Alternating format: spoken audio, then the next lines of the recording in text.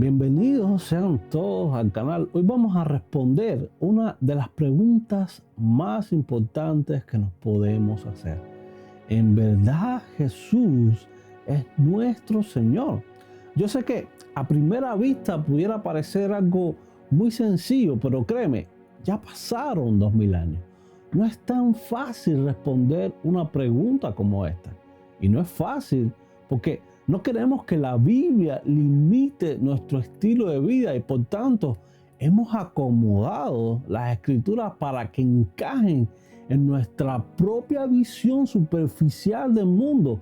Y esto trae serias consecuencias, por supuesto, porque aunque en el día de hoy son muchos los que supuestamente tienen a Jesús como su Señor y Salvador, la realidad es que si Cristo viene en este momento, podríamos llevarnos un buen disgusto y sería muy triste que siendo parte de una iglesia, conociendo la palabra, sería triste que caigamos en ese grupo de esos que dirán, Señor mío, pero si en tu nombre profetizamos, en tu nombre echamos fuera demonios, en tu nombre incluso muchos enfermos fueron sanos, limpiamos la iglesia, cantamos, evangelizamos, ofrendamos, ayunamos, hicimos vigilia. Incluso recuerdo como si fuera hoy ese día donde hice mi oración de fe y te reconocí como el Señor de mi vida. Pero el Señor dirá,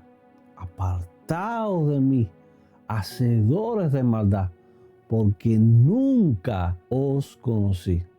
Yo no sé quién tú eres. Necesito que entiendas que yo no soy tu Señor. Personas que creyeron tener vida eterna y ese día entenderán que no tenían nada. Se sentirán estafados, engañados por una sociedad que ha distorsionado el evangelio delante de nuestros ojos y no nos hemos dado cuenta. Alerta, iglesia, porque aunque muchos confiesan que Jesús es Señor y que Jesús es el Salvador de su vida, la realidad es que en la práctica, en el día a día, queda evidenciado que esa conversión no es real, porque han aceptado que las palabras de Cristo no sean una prioridad en su vida, sino una simple sugerencia. Y claro, el mismo Cristo dice en Mateo 6:19, no hagáis tesoros en la tierra donde la polilla y el orín corrompen, donde los ladrones minan y hurtan. Pero para el cristiano moderno no hay que ser tan extremista, porque ¿qué tiene de malo si yo con mi esfuerzo, con el sudor de mi frente acumulo millones en un banco? ¿Alguien me puede explicar qué tiene de malo eso? Y mi hermano, esta forma de pensar es el verdadero problema. El problema está en creer que la Biblia nos sugiere cosas a nosotros y no es así. Dios en su palabra no nos sugiere qué hacer. Él nos manda qué hacer y lo hace porque Él es nuestro Señor. Y algunos pueden pensar, ¿por qué complicas tanto el evangelio si la misma Biblia enseña que para ser salvo lo único que necesito es confesar a Jesús como Señor? Romanos 10:9 dice que si confesares con tu boca que Jesús es el Señor y creyeres en tu corazón que Dios no resucitó de los muertos, serás salvo. Y yo te pregunto por segunda vez, ¿en verdad Jesús es nuestro Señor? ¿Entendemos realmente lo que significa esta pregunta? Yo creo que no. Y no lo entendemos porque esta palabra Señor ni siquiera se usa en la actualidad, más allá que cuando la usamos para hablar de personas mayores. Hoy sabemos lo que es un jefe, un gerente, un manager, incluso lo que es un CEO, pero la figura del Señor literalmente no existe en nuestra sociedad. Y por el siglo I esto era un poco diferente a como lo vemos hoy, porque todo el mundo sabía la autoridad que tenía un Señor en la vida de su siervo. Y había todo tipo de señores, desde pequeños señores, por así decirlo, que tenían algunos siervos a su disposición, hasta el mismísimo emperador romano, que era considerado el Señor supremo del imperio. Y tanto era así que el título que ostentaba el emperador romano era Dominus, que es la palabra en latín para Señor. Lo interesante de esta palabra Dominus es que es la raíz de la palabra dominar. El Dominus o Señor dominaba. Así que desde ese tiempo era muy claro que el Señor o Dominus tenía total dominio sobre su siervo.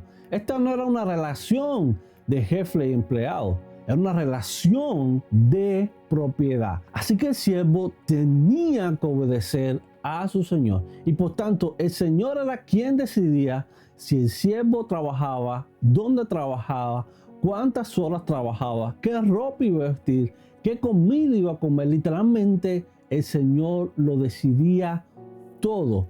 Tener un Señor implicaba sumisión, respeto, fidelidad, obediencia, lealtad. El siervo solo podía vivir para cumplir la voluntad y los deseos de su Señor. Y es con este entendimiento cultural que Pablo escribe Romanos 10:9, que si confesares con tu boca que Jesús es el Señor y creyeras en tu corazón que Dios lo resucitó de los muertos, mira, serás salvo. Y claro que sí, si aceptas a Jesús como el Señor de tu vida, por supuesto que eres salvo. Es un regalo maravilloso aceptar a Cristo como Señor, pero esto debe hacerse genuinamente y no de forma superficial. La iglesia de Roma, que escucha la carta de Pablo, sabía que aceptar a Cristo como Señor implicaba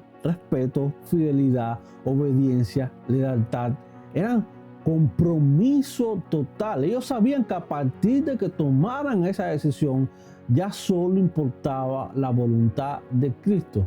No era una decisión fácil hace 2000 años, y cuando lo entiendes, tampoco es una decisión fácil ahora, porque aquel que está en Cristo debe de estar dispuesto a negarse a sí mismo cada día. Por eso el mismo apóstol Pablo se presenta en Romanos 1:1 como Pablo, siervo de Cristo, y la palabra que usa para siervo en el original es doulos, que se traduce como esclavo. Y es muy interesante que el gran apóstol Pablo se ve a sí mismo como un esclavo, alguien que pertenece y obedece fielmente a su Señor por amor y gratitud. Y así debe ser con cada uno de nosotros, porque cuando una persona recibe a Cristo como su Señor, esta persona pertenece a Cristo. Fue comprado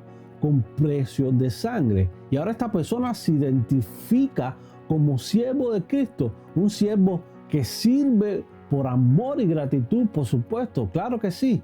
Igual que ese siervo de Éxodo 21:5 que dice: yo amo a mi Señor y quiero servirle para siempre. Y solo de esta forma podemos llegar a comprender que las palabras de nuestro Señor Jesucristo no son una sugerencia, no. Él es nuestro Señor amado. Sus palabras para nosotros son un mandamiento incuestionable, porque Cristo es el Señor de los que tienen fe en Él, de los que se rinden por completo, de los que se niegan, de los que han decidido menguar, los que construyen su casa sobre las rocas, los que al poner su mano en el arado no miran atrás, los que tienen temor de Dios y están dispuestos a dejarlo todo por Él. Esos siervos obedientes que no solo dicen Señor, Señor, sino que también están dispuestos a hacer su voluntad al precio que sea. Y te pregunto por última vez, ¿es Cristo tu Señor? O más bien, ¿estás realmente dispuesto a que Cristo sea el Señor de tu vida? Mi oración es que cada uno de nosotros seamos capaces de someternos cada día al señorío de Cristo, pero no de forma superficial, porque como Él mismo enseñó en Mateo 7:21, no todo el que dice Señor, Señor, entrará en el reino de los cielos, sino el que hace la voluntad de mi Padre que está en los cielos. Que el Señor te bendiga y te guarde y haga resplandecer su rostro sobre tu vida y tu familia.